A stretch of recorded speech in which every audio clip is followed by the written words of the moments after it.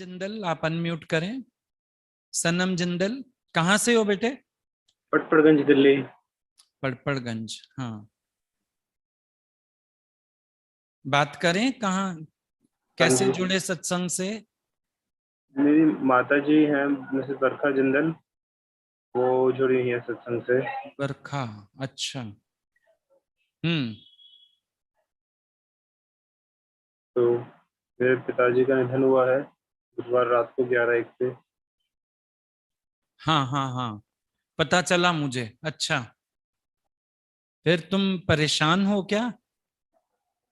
हाँ जी गुरु जी, मेरे को एक्सेप्ट नहीं कर पा रहा हूँ मैं कि पापा चले गए।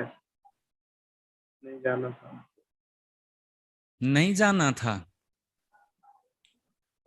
नहीं जाना था तो हम सोच नहीं सकते बेटे। ये सृष्टि में आप देख ही रहे हो, जो आया सो चलसी, सबकी आई वारी है। राम गए रावण गए जिसके बहु परिवार, इतने बड़े बड़े अवतारी पुरुष आए, वो भी शरीर को हमेशा के लिए नहीं रख पाए। ये शरीर अमानत है 5 तत्वों की, ये सबको लौटानी पड़ती है। हमारे पास जो परेशानी होती है वो हमारे मोह के कारण होती है, प्राणी से मिलने वाले सुखों के कारण होती है। इसलिए हम इन चीजों को एक्सेप्ट नहीं कर पाते हैं। लेकिन बात तो ये है, हम चाहें या ना चाहें, एक्सेप्ट तो हमें करना पड़ता है। कोई भी व्यक्ति अगर सोचे मैं एक्सेप्ट नहीं करूंगा, तो भी ईश्वर का विधान तो देखो बदलेगा नहीं, हर एक को स्वीकारना पड़ता है। लेकिन उसको स्वीकारने के लिए जब सत्संग का, गुरु का सहारा मिल जाता है, तो थोड़ा हमारे लिए इजी हो जाता है। शास्त्रों ने बोला है, पंच तत्व को तन रच्यो, जाने चतुर सुजान, जहते उपजय नानका, लीन ताहे में मान। 5 तत्वों से शरीर बना, 5 तत्वों में वलीन जरूर होगा ये जाकर के। लेकिन अगर हम अपनी सुख बुद्धि छोड़ेंगे तो हम एक्सेप्ट कर पाएंगे। जब राजा दशरथ का शरीर शांत हुआ, 3 ही रानियां रो रही हैं। वशिष्ठ मुनि आके पूछते हैं रो क्यों रही हो? हैरान हो गए सब, दिख रहा है राजा दशरथ की डेथ हो गई, तो रानियां तो रोएंगी। कहने लगे जिसको तुम दशरथ कहती हो वो तो सामने पड़ा है, बाकी थी भगवान की सत्ता, वो कहीं जाती नहीं, रो किसको रही हो? फिर उन्होंने समझाया, तुम रो रहे हो प्राणी से मिलने वाले सुखों को। बड़े लोग बैठे रहते हैं, हम जिम्मेवारियों से आजाद रहते हैं। बड़े लोग बैठे रहते हैं, हमारा दुख सुख सुनते समझते हैं। तो ऐसे करके कई हमारे स्वार्थ जुड़े होते हैं जो हमें अशांत करते हैं। लेकिन गुरु जब मिलता है जीवन में, वो हमारे लिए ये पार्ट प्ले करता है। गुरु कहता है आओ, दुख सुख की कहानी मेरे से कहो। आओ, मेरे प्यार में तुम्हारा अकेलापन दूर हो जाएगा। आओ, मैं तुम्हें जीने की राह दूंगा। आओ, मैं तुम्हारा सहारा बनूंगा। अगर भगवान कृष्ण सुदामा का सहारा बन सके, हमारे भगवान, हमारे गुरु, वो भी हमारा सहारा है। हम अब अपना मुख परमात्मा की तरफ करें, परमात्मा का सहारा पकड़ें, परमात्मा का आश्रय लें, परमात्मा के भरोसे चलना शुरू करें। सच्चा पिता भी वही है, सच्चा पति भी वही है।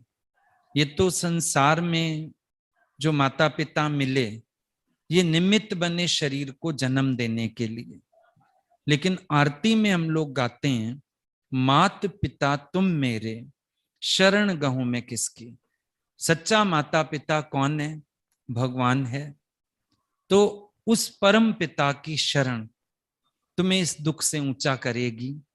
उस परम पिता को अपना माता पिता मान के तुम इस दुख को सहन करने की ताकत महसूस कर पाओगे। तो अभी कोशिश करो थोड़ा सत्संग से जुड़ने की, भगवान का सहारा लेने की तुम्हारे अंदर हिम्मत आएगी, ताकत आएगी, और भगवान ही तुम्हें तुम्हारे भीतर बैठ के इस दुख को सहने की ताकत भी देंगे। ठीक है? और कुछ कहना चाहते हो? और उनका, वो कहते हैं इंसान ऊपर जाता है, पंचक है, और 5 मौतें मरता है, कर्मों का हिसाब है, ऊपर स्वर्ग मिल रहा है, कुछ नहीं पता वो कहाँ है, कैसे है। कहाँ पे मैं ध्यान रखता था उनका, कहाँ कहाँ है वो, कैसे है। कोई कहाँ नहीं है। जब प्राणी ये चोला छोड़ता है, देखो कबीर जी ने इस बात को बड़े अच्छे तरीके से समझाया हुआ है। उन्होंने बोला अगर एक मटका पानी से भरा हुआ नदी में तैर रहा है, समझो मटका टूट जाए तो क्या होगा? पानी पानी में मिल जाएगा। ऐसे ये शरीर रूपी मटका है। परमात्मा की सत्ता कहाँ है? ऑल परवेडिंग, सर्वत्र भगवान है। इस घट में भी भगवान है। जब ये शरीर रूपी मटका टूट जाता है, विकस्यो कुंभ जल माहे समान्यो, आत्मा परमात्मा मिलके एक हो जाते हैं। वो कहीं नहीं गए, वो भगवान में समा गए, भगवान से मिलके एक हो गए। तो इसमें कोई शोक वाली बात नहीं। जहां से आए थे वो वहीं चले गए। लहर सागर से उत्पन्न हुई ना, फिर कहां चली गई लहर? सागर में ही तो मिल गई दोबारा। बस इसीलिए परेशान होने की कोई आवश्यकता नहीं। ये सोचो वो अपने परमात्मा से मिलके एक हो गए, वो भगवान की गोद में चले गए, उनको शरण मिल गई अपने परमात्मा की। और कुछ? और एक चीज है, मैं गढ़गंगा नहीं जा पाया हूँ पापा के फूल चुगने के बाद, क्योंकि मैंने दाह संस्कार किया था तो मुझे जाने नहीं दिया गया। मैं इकलौता हूँ और सिर्फ मैं ही रहूँ पापा के पास, और पापा चाहते थे सिर्फ मैं ही रहूँ, बट मुझे कहा कि नहीं जाना। फिर मुझे ये भी डर लगा कि कोई गलत रिचुअल ना हो जाए, कुछ ना हो जाए, पितृदोष से कहते हैं कुछ। तो मैं बात मान गया। अब मुझे बहुत मलाल है कि पापा की अस्थि या गंगा में विसर्जन मैंने नहीं की। कहते हैं कि जमुना में तो तुमने ही की, फूल तुमने चुके, तुमने हैंड ओवर किया, तो सब तुमने ही किया, ऐसे मैं सोचो तो। बट मेरे को वो चीज़ बहुत ज़्यादा खाई जा रही है कि नहीं जा पाया। क्या तू जाएगा, तेरहवीं के बाद जो रिचुअल है दिया जलाएगा। तो बेटे जो जैसा घर के लोगों के संस्कार हैं या बात है, उनको वैसा कर लेने दो। मैंने तुम्हें बताया ना, ये सब अब सिर्फ अपने मन को दिलासा देने वाली बात है, और तो कुछ है नहीं। उनके साथ क्या गया? जो तुमने जीते जी उनकी सेवा कर दी थी, उनके साथ तो वही गया। तुम्हारे मन में ये संतोष होना चाहिए कि तुमने जीते जी उनकी सेवा की, उनको प्यार किया, वो काफी है। अब तो सिर्फ एक अपने मन को शांति देने वाली बातें होती हैं, हमने ये किया, हमने ये नहीं किया, इससे कोई फर्क नहीं पड़ता। अभी हम तुम्हारे घर आए, तुमने ड्राइंग रूम में बैठ के हमें चाय पिलाई या बेडरूम में बिठा के पिलाई, हम तो ये मानेंगे ना तुमने हमको चाय पिलाई। भगवान की चीज हमने भगवान को सौंप दी। कैसे सौंपी, कहाँ सौंपी, इससे कोई फर्क नहीं पड़ता, लेकिन हमने सौंप दी। हमने शिकायत नहीं की, हमने भगवान की बात को स्वीकार कर लिया। सबसे बड़ी बात ये है, बड़ी बात ये है, आप शिकायत ना करें, आप शोक ना करें, आप ईश्वर को ये ना कहें तुमने ये क्यों किया। That's more than enough. इससे ज्यादा कुछ नहीं। बाकी सब ठीक है, जो तुम्हें बड़े कहते हैं तुम करते जाओ, क्या फर्क पड़ता है? कोई फर्क नहीं पड़ता। भगवान तो उनको उसी समय अपने में संभाल लिया जिस समय उन्होंने चोला छोड़ा। अब तो ये शरीर कवर है। अब कभी कभी कोई पॉलिथीन पसंद आ जाती है, हम रख लेते हैं संभाल के, कोई पॉलिथीन हम फेंक देते हैं, किसी पॉलिथीन में किसी को गिफ्ट डाल के दे देते हैं। तो पॉलिथीन का क्या करना? शरीर तो एक पॉलिथीन की तरह था, एक झोपड़ी थी, जीव तो रह के चला गया इसमें। तो इन सब चीजों के लिए अपने मन में कोई अशांति मत करो, कुछ मत सोचो। 13वीं के बाद जब जाओगे, हो आए, उस समय अपना प्रणाम कराना कि भगवान आपकी अमानत आपको सौंप दी है, आप उनको अपने चरणों में स्थान दीजिए, मेरे से कोई भूल चूक हो गई हो मुझे क्षमा कर दीजिए, और अब मुझे हिम्मत दीजिए, ताकत दीजिए, सद्बुद्धि दीजिए कि मैं मम्मी की सेवा अच्छे से कर पाऊं। जो मैं पापा के लिए कर पाया या जो नहीं कर पाया, अब मैं इनको हमेशा खुश रखूं, इनको हमेशा रिलैक्स्ड रखूं, इनको हमेशा आनंद में रखूं। अब आप मम्मी जी के लिए सोचें अपनी, और बातों को छोड़ दें, वो तो ले गए जो आपने कर दिया। ठीक है, जी, रिलैक्स हुए कुछ? बहुत। बहुत। तुम सत्संग सुनना, मेरे से फिर जूम में और भी बात करना, मैं तुम्हें लिंक रोज का भिजवाऊंगा, मेरे से बात करना, रिलैक्स रहना। और कभी भी ऐसे कुछ लगे तो व्हाट्सएप नंबर यहाँ का होगा, मैसेज देना, हम तुमसे बात करेंगे। मम्मी कहाँ पर हैं? बैठे हैं? हाँ जी, बात करो। कराओ, हाँ कराओ, जरूर कराओ। मम्मी बात कर रहे हैं।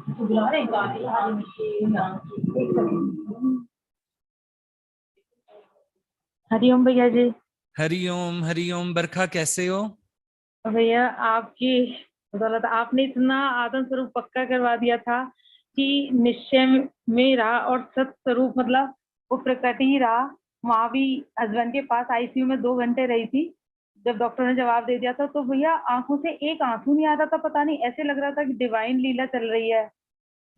और पता है मैं हर समय उनसे ये बोलती थी, वो गाने सुनते थे ना तो मैं बोलती थी राम राम बोला करो सारे दिन। तो मुझसे लास्ट में बोला उन्होंने, मेरा हाथ पकड़ के, बरखा राम राम बोल, और बहुत तेज बोला भैया। और वो उनके प्राण नहीं छूट रहे थे तो मैंने शानू से अपने बेटे से बोला, ये नहीं छोड़ रहा था कि नहीं पापा मैं आपको जाने नहीं दूंगा, नहीं करने दूंगा। मैंने बोला बेटा इनको छोड़ो, जाने दो, मुक्त करो इनको।